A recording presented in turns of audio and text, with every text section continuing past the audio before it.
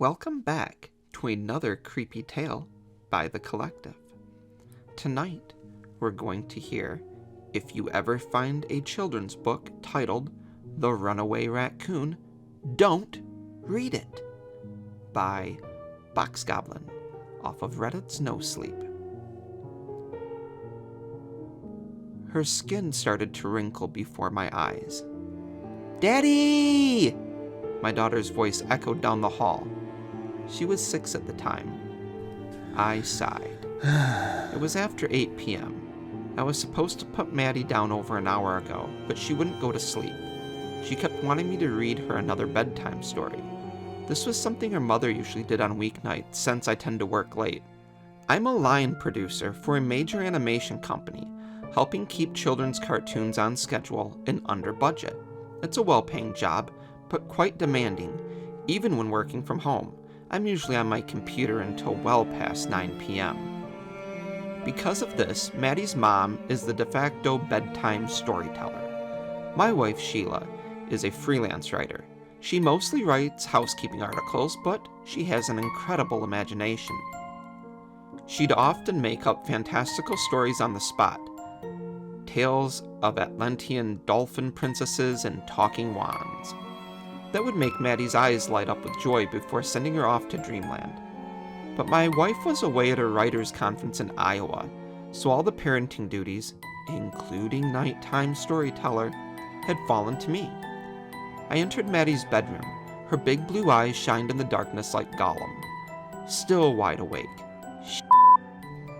I grabbed a handful of children's books from the bookshelf and sat at the foot of her bed. "Yay!" Maddie said. The ceiling was covered in glowing stars. A Little Mermaid nightlight shone from the far wall. It was still too dark, so I turned on her bedside lamp. Soft yellow light filled the room. It felt cozy and warm, not too bright. Just enough to read and hopefully coax my daughter to sleep. There were still plenty of shadows. Okay, what should we read? There's Goodnight Moon, Where the Wild Things Are. "I want a new story," Maddie said. I sighed. Despite working in such a creative field, I've never been much of a creative myself. Always more focused on logistics and budgeting. It's what made me such a star at my job, but also kept me so busy. I fanned out all the books I'd grabbed so Maddie could see their covers. "You don't want me to read any of these?" Maddie frowned as she stared at the covers. "No, I want a new story." I rubbed my temple, feeling the rumble of a headache coming on. Someday I'll miss these moments, I thought. The times when my daughter still hangs on my every word. As I went to put the books back on the shelf, I saw it. A slim volume tucked against the back wall. I must have knocked the book down when I grabbed the others. I reached behind the shelf and picked it up, reading the title aloud. The Runaway Racoon by... There was no mention of an author on the cover or inside. "I don't know that one," Maddie said. "Read it to me." It was an unfamiliar book. Sheila must have bought it at a used bookstore. Its hardcover was worn and dented. Part of the spine had peeled off. "Read me the story, Daddy." "All right. Okay. What's the magic word?" I asked, coming back to her bed. "Please," Maddie said, giving me the biggest, brightest smile she could muster. She was too cute for her own good, and she was starting to realize she could use it to her advantage.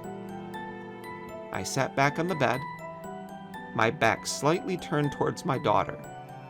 In the lamplight, I could finally study the book's cover. It showed a silly-looking raccoon running through the suburbs on a moonlit night. The homes reminded me a bit of our neighborhood. Okay, ready? Lie back down now. Maddie slid the covers until only her head peeked out. I turned to the first page. It showed the raccoon inside a treehouse with 2 bigger raccoons. Ralph the raccoon lived in a treehouse with his parents. "You need to finish your homework," his mom said. The story was pretty cliche, Ralph was this child raccoon who hated going to school and following his parents' orders. He wished he could just, quote, grow up already. "When I'm bigger and older, I can do whatever I want," the raccoon declares at one point. If only that were true. I didn't notice anything odd until I got to a page where Ralph runs away from home late one night. There's this illustration showing him scurrying through the suburbs beneath the moon. It's similar to the book's cover, but for one key difference. There's a light coming from a window in one of the homes, and standing at the window is this human silhouette, pitch black against the bright yellow light. The person appears to be watching Ralph. My eyes immediately went to the image. It was odd and sinister for a children's book. It took me right out of the story. "Dad?" I looked up. Maddie was still awake, still listening. "What?" "You stopped reading." "Oh, sorry." I patted my daughter's head. It felt larger than before. Not only that, her face looked different. I stared at her for a moment, trying to figure out what was wrong. Did she do something to her hair? "Are you okay?" "Yeah, honey." I rubbed my eyes. Maddie was still there, still cute as a button. Must have been a trick of the light and my oncoming headache messing with my mind. I needed to cut back on the late nights working. There were some days where I spent 12 hours straight staring at a computer screen. I turned back to the book. Ralph had entered a dark forest. The raccoon appeared so small amid a vast expanse of trees on a 2-page spread. The art was quite impressive and realistic, almost like looking at a real forest. I stared at the pages. My eyes went to the far left corner. There I saw the same humanoid figure again. He was watching Ralph. The person had a male body but no discernible features. His whole figure appeared to be made of static. The Static Man. The name just popped into my head and stuck there like a piece of food stuck between your teeth. Though it was just an illustration, the Static Man was clearly walking towards Ralph in the image. Oddly, there was no mention of the strange figure in the book's text. The anonymous author only mentioned how Ralph had gotten lost in the woods and couldn't find his way back home. I flipped ahead.